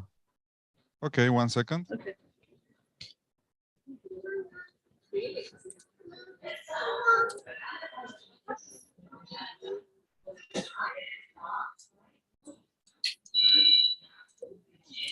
So in the meantime, you can see the airport. In which country are you now? I'm in Germany, Hamburg. Okay. But I will switch to my background. So as we see, from the academic process, the experts are traveling, working, everything virtually, everywhere in the world.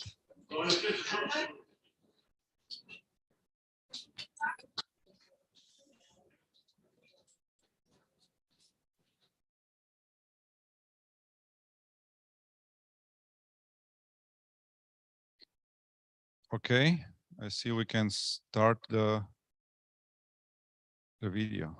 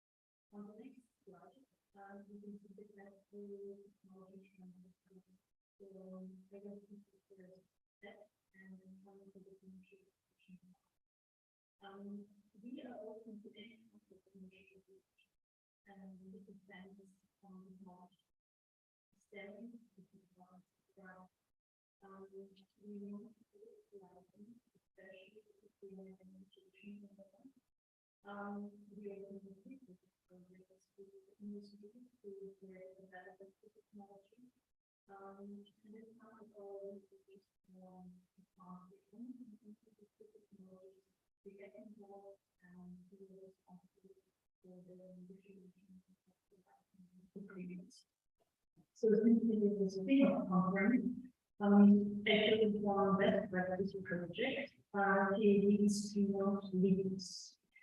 So since 2007, there was a long-term research between two research groups from my university, together with the industry partner, who is specialized in the banking field. During the first 3 years of operation, 6 joint patents in the field of material machines were filed. So we negotiated with the industry partner, and they received licenses for them to achieve. All other fields of application stayed at TUV, and that was very good decision and it was very important. After several years of intense research, the scientists finally achieved a breakthrough in 2010, and they decided to concentrate on molecules in 2011. So TV was completely free to license in the non-banking field, which was actually sufficient for users. What was very special about Lintos in the beginning, they didn't want to have any investors. 1 year after the foundation of the company, the first production of the machine was delivered, and at that time the company started growing. In 2014, they decided to extend its company's ownership with the owner and CEO of EOS, one of the first commercially successful additive manufacturing enterprise. And it continued growing. So in 2017, they opened new production base in Alabama, United States. Then in the year 2021, they opened another base in Shanghai, in China. And the same year, they opened the 4th production base in Austria. And it is actually the second one in Vienna. This is not a work marketing in the field of additive manufacturing. 3D printing for high performance ceramics. What is also special about these projects and these research groups, new young leaders who of leaders, and they also decided to found their own companies in the field of 3D printing. As you can see here on the slide, we have 4 spin-offs that resulted from these research groups. They are all specialized in the field of 3D printing. So they are not competing against each other, they are working together. And this is a very beautiful project that shows how important the support of professors is, the support of funding agencies, of the ministry, and the support of the university. Today, all 4 spin-offs have more than 185 integrants. So that was one of our expertise cases. If you have any questions, you can write an email or call me. And thank you very much for your attention. Do you have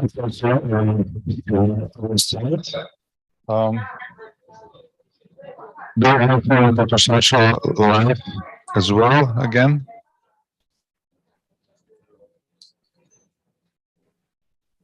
Hello? Yeah. Yes.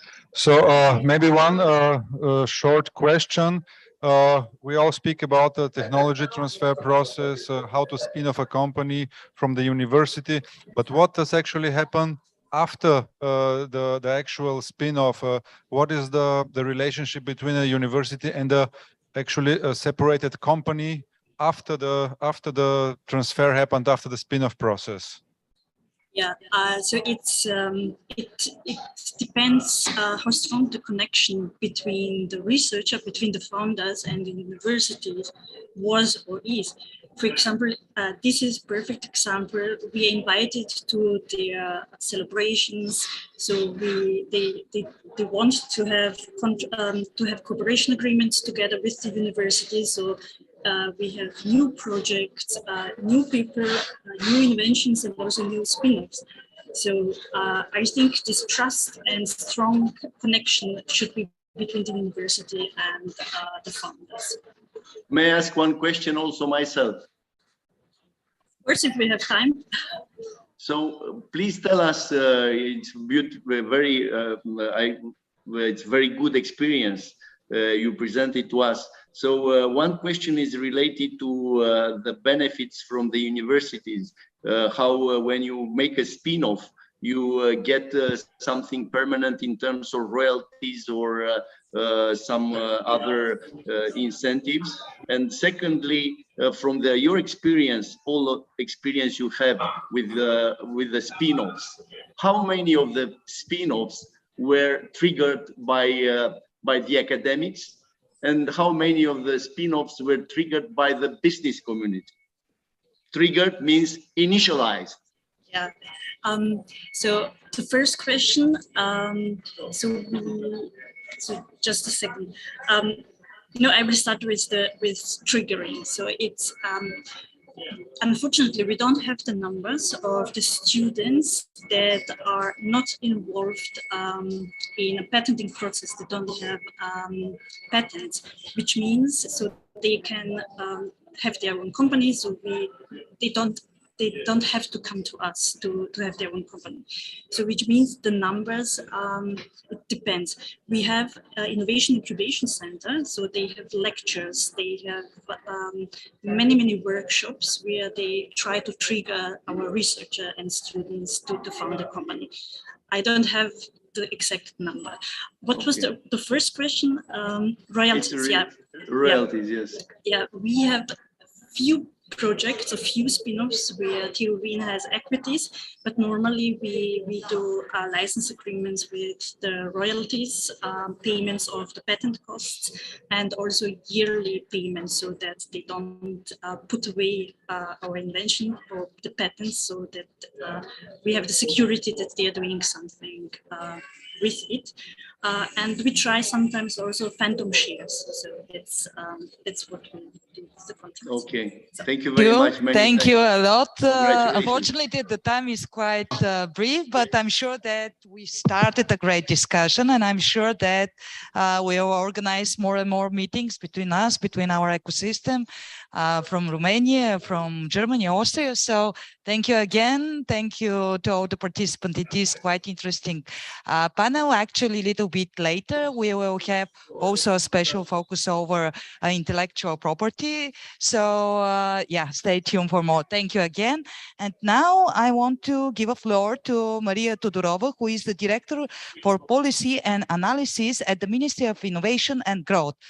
Please, Ms. Todorova, she will share with us amazing and interesting news connected with innovation strategy of Bulgaria, all these small topics that were already mentioned by the other of the participants. So, Ms. Todorova.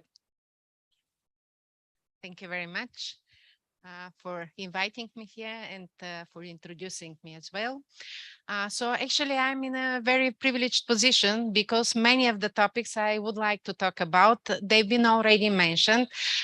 So how to boost innovation, how to support research, how to run innovative companies, and how to work actually together. This is everything in my presentation. I should just wrap it up and send it to you as a strategic framework. So if I can go to the next slide.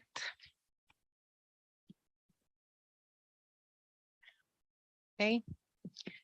So I will be talking about the innovation strategy for smart specialization. So I mentioned already different aspects of this, and one main element is this broad interaction between all the stakeholders at the national level, regional level, community, cross-sectoral levels in the countries and also across Europe and the global networks. So with the smart specialization, we actually have a new model of cooperation for development and innovation. And this is what I heard also from all of you and from the organizers, the main topic of our gathering here. The smart specialization, just a few words, offers such a comprehensive vision for growth and development, and it is based on the strategic areas of development, the territorial capacities and ambitions of regions, the research and innovation policies, and European cohesion policy. So our department and our ministry is in charge of upgrading and updating the edition of the document. We had already one first version for the programming period 2014-2020. So now this is the second edition of the same document. The good news is that it is not just a strategical framework, but it comes also with the finances. Here, just to mention two of the new programs.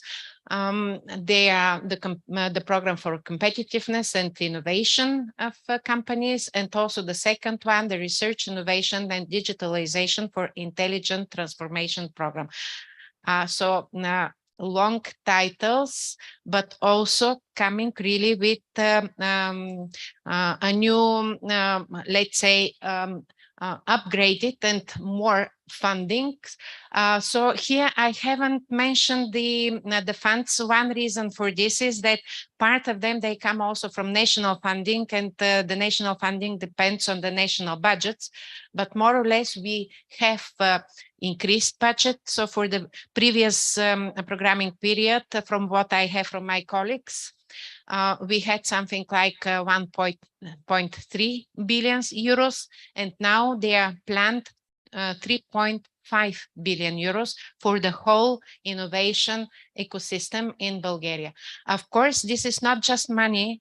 We are encouraged to work on reforms and also to develop new initiatives. Some of the funding, they come also from the National Recovery and Resilience Plan. I think this instrument mechanism was mentioned also before. So the new programs, I mentioned some of them on the previous slide. What are the strategic objectives? There is an update in terms of strategic objectives compared to the previous programming period.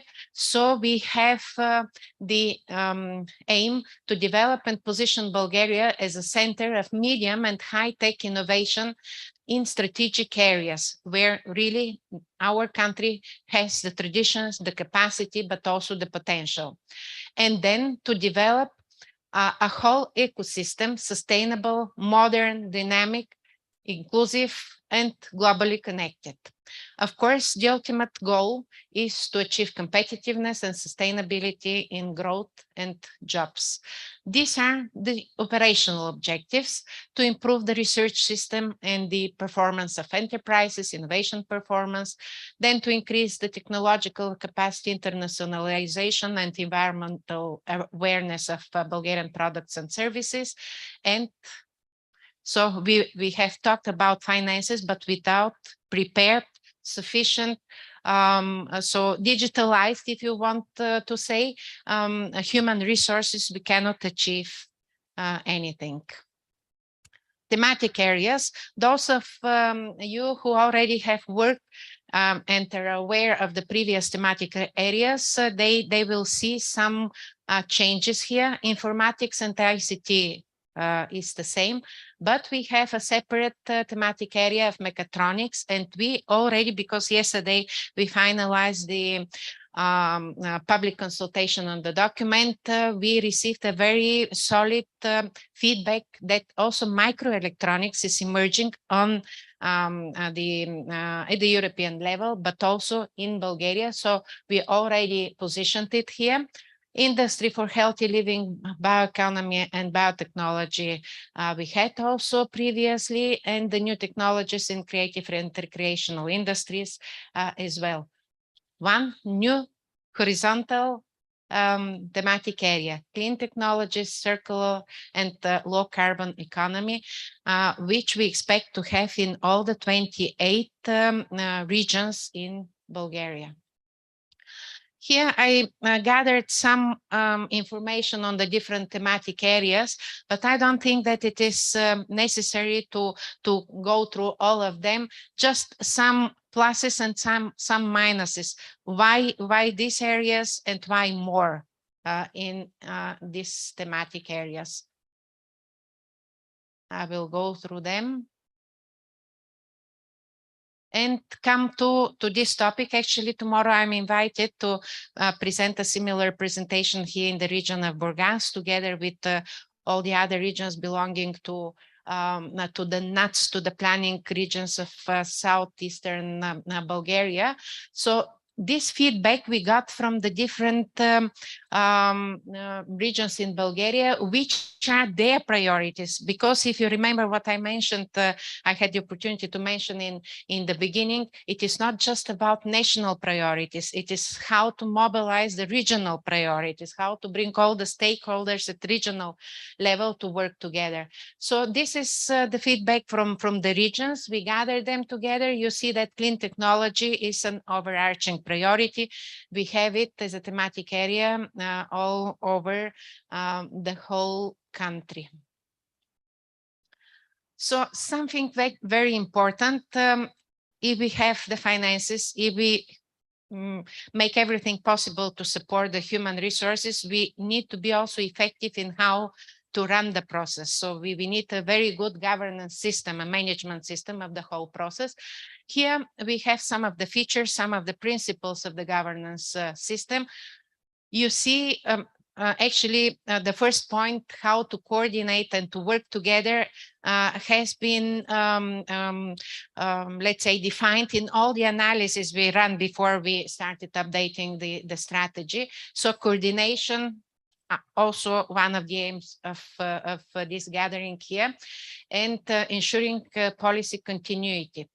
more systematic interventions, because otherwise we face fragmented different steps here and there, but we really cannot come to synergies and to added value. Then restructuring the existing bodies. All our partners, they mentioned we have the bodies, we need to make them more effective in their functioning. And of course, the interaction between central administration, local administration, and private sector. A bit more new mechanisms we need to develop. We need to monitor the whole process and the whole implementation of the strategy. So that's why we are planning to develop a special monitoring system, and year by year to adapt the strategy to emerging trends and developments, because you see that we live in a very dynamic world.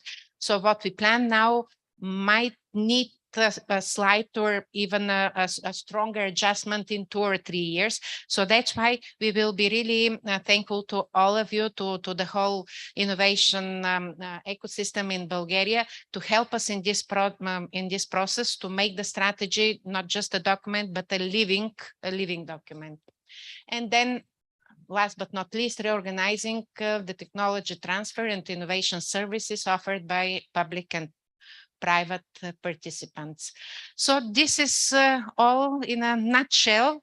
It's a huge document, more than 120 pages long. We are very good in developing strategic documents, but as I mentioned before, so we should make it happen, and we should implement it together. Thank you very much. Thank you, Maria. The mic.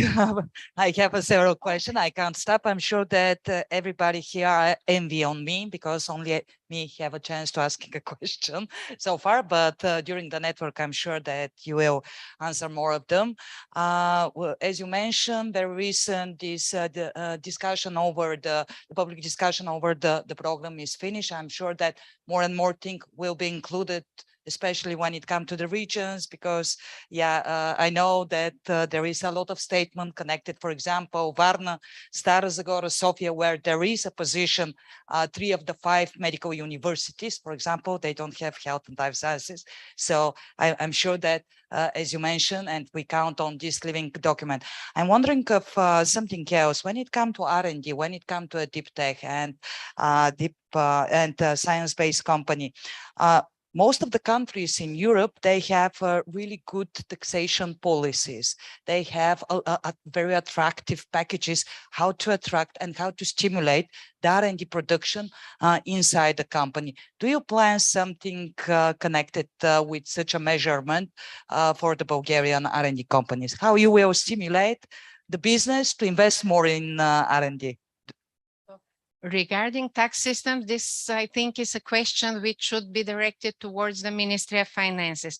But two more maybe aspects, so they are partial aspects. They don't give the whole answer to your questions. So this is how to attract talents, because when we talk about human resources, this means talents actually. And we have in the strategy a very good table how much and which sector actually relies more on finances or more on talents, although you cannot always separate them. But let's talk about talents. So one of the ideas is how to attract talents, be it Bulgarians or be it other country nationals from other countries. So, and our directorate is in charge of 2 more lines. One is the Blue Card Initiative, which is a European initiative to attract highly qualified specialists. So, and over there, they wouldn't be really packages, but it would be easier for them to enter in Bulgaria, to work remotely, to move between countries. So there is a European directive which is supposed to be transposed by next year. So this will make really easier the process of attracting highly qualified qualified specialists. But what about those that we are here?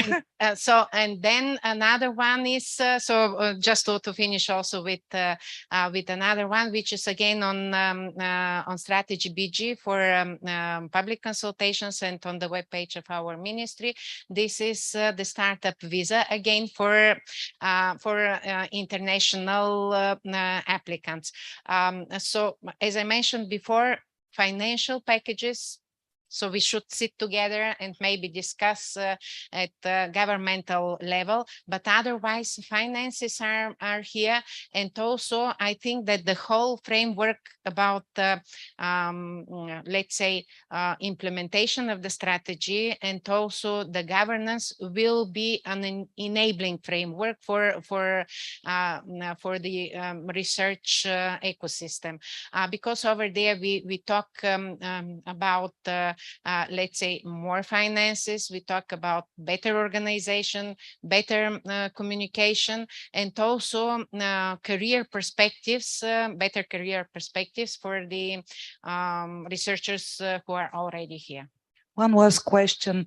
Very recent, in July, Euro Commissioner Maria Gabriel officially announced a new European innovation strategy, which is something that doesn't happen from 2011. So, wow, finally we have actually the European innovation strategy. Inside there is 5 flagships, but one of them is quite interesting, connected with Innovation Valley development, especially for the region, which innovation results are lower than the other. How actually the Ministry of Economic, and what is your plan to implement those innovation valleys, or how you will connect this new European innovation strategy with the Bulgarian one? This is still something new. First thing is that we will reflect on this document and it will be included in the strategy. But as I mentioned before, more important is how to implement it. One of the priorities of the strategies is to put more efforts and more finances in the less developed regions. So this would be one of the main principles. So also all the other features which are mentioned in the document, it's still, as I mentioned, new, but it's a process of this co-working and co-designing of all the steps together with the whole ecosystem. So you're warmly invited to be with us to work on this. And because tomorrow we will have a very interesting discussion among the Center of Excellences, digital innovation hubs, those that were quite new established. And we know that Ministry of Economic is actually will support this. When to expect some to have working digital innovation hubs in Bulgaria, which will be the start date? So this is again a question to the colleagues from another directorate who are in charge of developing the programs, but this is in fact included. So all those actions are included as let's say procedures and measures within the financial programs and instruments I mentioned before. Thank you, Ms. Todorova. Big applause, and we count on this direct open discussion with you, and to have a really live and working document, not only a paper and strategies, because we have a ton of them, but the real measurement is something that we will count on you. So thank you being here with us. Thank you very much for your attention.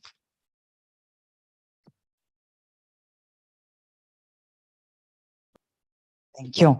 Okay, and we have a very special announcement. At the beginning, I mentioned that you will understand more about Kaloyan, more about the ecosystem and the cluster.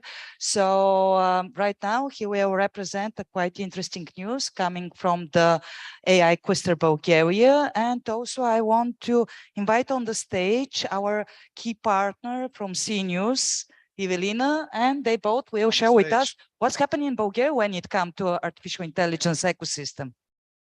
Thank you. Thank you. Thank you, Christina. So have a seat.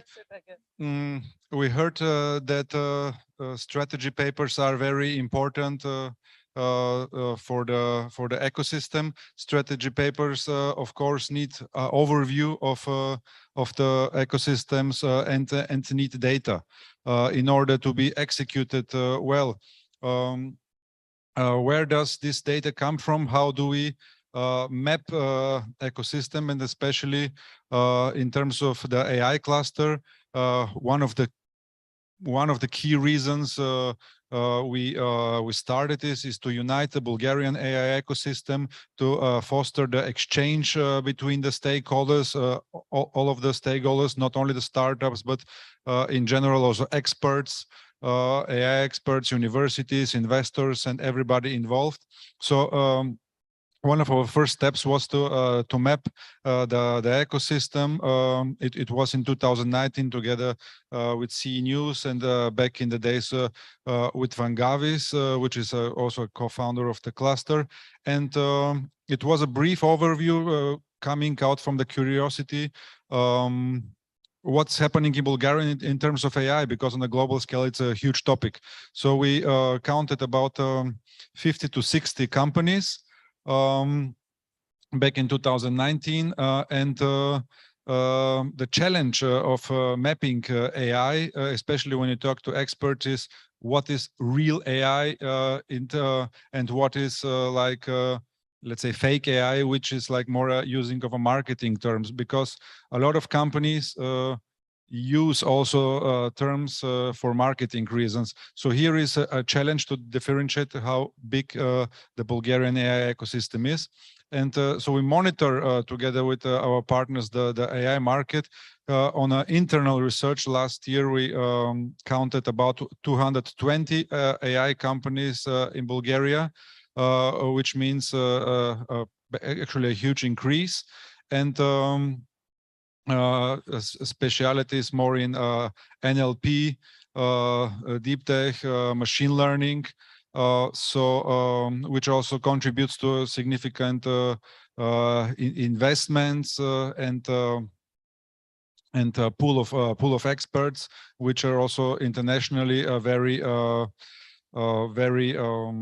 hot source of intellectual property. And now we're gonna publish a new report, the Bulgarian AI Ecosystem 2021-2022, together with CE News, because all this information, all this data, the ecosystem data is needed, and we use it also for internal purposes, for national purposes, and also for European purposes, in order to collaborate with other European ecosystems. What can you give us a brief overview? What can we expect? When can we expect something? And how is maybe the process which you what you're dealing, and maybe some challenges? Thank you. Before explaining about the report, I would like to start in a little bit broader context. Why AI? Because CE News, being an independent business intelligence provider for these 11 economies in the region, and I'm speaking here about Bulgaria, Romania, and Serbia, and so on and so forth, we are focusing on the game changers.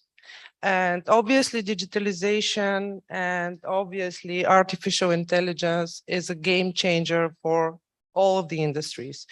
It doesn't matter whether we are speaking about automotive or we are speaking about cooking or pastry and so on and so forth. They are great examples of AI being applied in practice, transforming the business. Even we, CE News, being a business intelligence publisher, actually we use a lot of AI in order to make sense of the data and to make sense of the information that we deal with.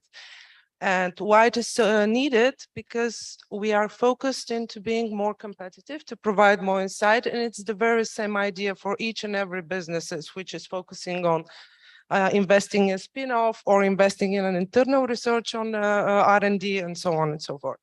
About the report, yeah, it is an interesting exercise because first, as Kaloyan mentioned, it is challenging to define a typical AI company.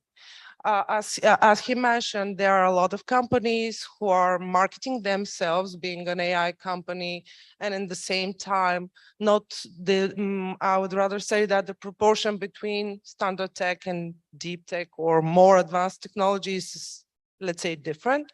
But in the same time, there are big companies who are also dealing with AI. And in the same time, there is a huge need of AI being applied in practice.